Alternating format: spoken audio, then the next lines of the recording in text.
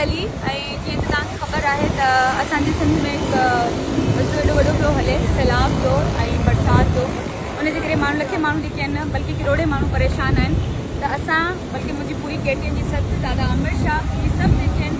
असा गड्जी relief camp खड़ी आन वञूं पिया असा तव्हां सभिनी खे रिक्वेस्ट था कयूं तो तव्हां भी सरहंदी वारा मानू आयो वो इतने अचो कपड़ो लट्टो दाल चावल या जेके भी अड़ियूं शयूं जेके इशा इस्तेमाल वो पैसो न छो पैसो असां न वठंदासीं न रिसीव कंदासीं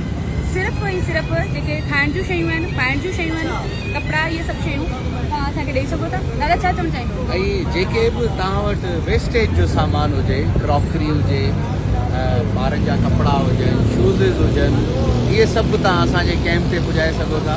ऐं स्पेशली दवाऊं मेडिकल जी जेके मेडिसन्स हूंदियूं आहिनि इहे बि तव्हां पुॼाए सघो था हीअ हिकिड़ी इंसानियत जी ख़िदमत आहे हुन में तव्हां बि पहल कयो ऐं हींअर मौक़ो ॾिनो आहे अलाह साईं तव्हां सभिनि खे असांखे जेके बि हींअर पंहिंजनि घरनि में आहिनि उन्हनि खे हिकिड़ी रिक्वेस्ट आहे त जेको हींअर परेशान हाल आहे सिंध असांजो उनजी सपोर्ट कयो मज़हर भाई असां सां गॾु बिल्कुलु अदा जेके भी सरहंदी वारा आहिनि असीं डिफेंस में केटीन ऑफिस जे हेठों सर्विस रोड ते कैंप लगाई आहे जेको थी सघे तव्हां खां कोशिशि करे ड्राई फ्रूट थी वियो पाणी थी वियो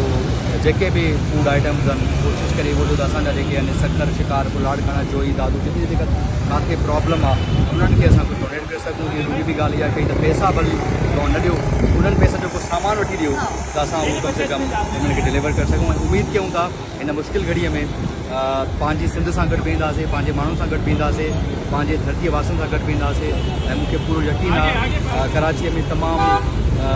गयूर आवाम रहे थो गैरतमंद सिंधी रहंदा जेके असांजी भरपूर सपोर्ट कंदा तमामु हिकिड़ो बहितरीनु काज़ आहे ऐं डेफिनेट रूबी ॾाढो सुठो इनिशिएटिव वठितो आहे तो इहो कॉन्टेक्ट तयारी करणु घुरिजे ऐं हमेशह अहिड़नि कमनि में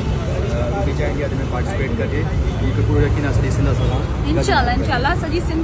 सिंधी जेके आहिनि हमेशह असां महिमान नवाज़ आहियूं बल्कि असां दिलि खोले माण्हुनि खे ॾींदा आहियूं हिन वक़्तु असांजा पंहिंजे सिंध जा जेके मारूड़ आहिनि पंहिंजा जेके माण्हू आहिनि उहे तकलीफ़ में आहिनि त असां सभु गॾिजी टीम असांजा आबिद नायर साहब साठ साहब इहे सभु टीम आहे असांजी असां सभु गॾिजी इंशाल्लाह पंहिंजी सिंध खे हिन ॾुखे वक़्त मां ॿाहिरि कढंदासीं